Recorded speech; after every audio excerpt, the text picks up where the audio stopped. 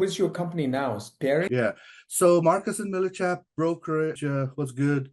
Took a little sabbatical. I did end up buying a hotel for myself, a little mom and pop property up in the Gold Country, Mm. and I had a lot of fun with it, but was missing brokerage. And so I decided to start my own shop.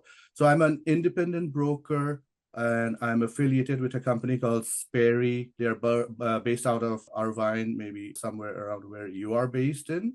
Mm. And so I'm a franchisee for Sperry Commercial, and we are all independent contractors, but we work under the banner of Sperry and still doing hospitality, by the way. That's great. Tell me about what kind of obstacle do you face when you been facing, and how do you overcome those obstacles in your business? Obstacles, really none. I really do believe from the bottom of my heart, Mm. commercial real estate brokerage is a very simple business, Hmm. but you just got to be consistent. And this is coming from Marcus and Millichap, by the way. You got to pound the phone. LinkedIn is nice, social media is nice, everything is nice, but all you got to do is build a good database and Hmm. all consistently. And you're not even selling anything. You're just calling to introduce yourself, share information, and get a relationship going. I'm good at that. So that's why I don't have any obstacle. I'll tell you what my obstacles are. Sellers, unfortunately, are mostly unrealistic for a whole bunch of reasons.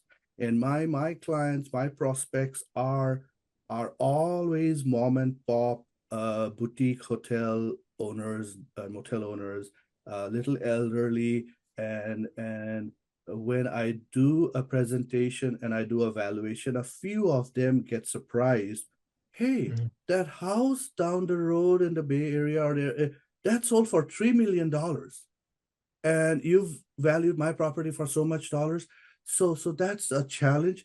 But Raja, it's all about explaining to them that residential valuation and commercial valuations are totally different. So that's one obstacle.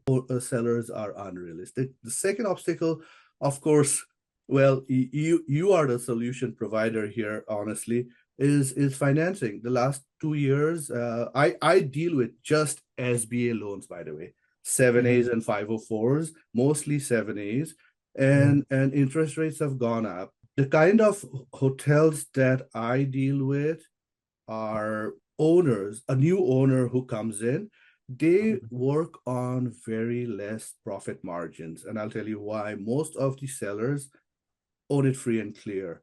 And so times are good. Hospitality is nice and attractive in California. So we sell it at a decent price. We package it at a decent price. A buyer comes along, he's got 25 or 30% down. And when we go to underwriting, if interest rates goes up, the Hmm. bottom line gets hurt. So a deal cannot happen. So that's a challenge.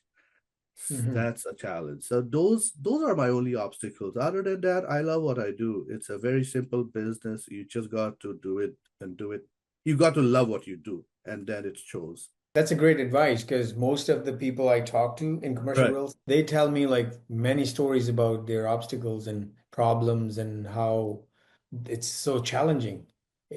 Most of the people say that. Really? Yeah, Okay. Okay. Okay. yeah. And then because they can't get enough leads, or they can't, close deals.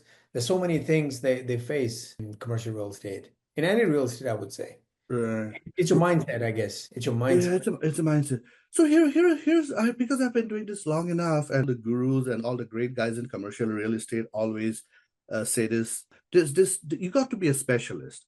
Yeah. You got to be a specialist in a product type, or you've got to be a area specialist.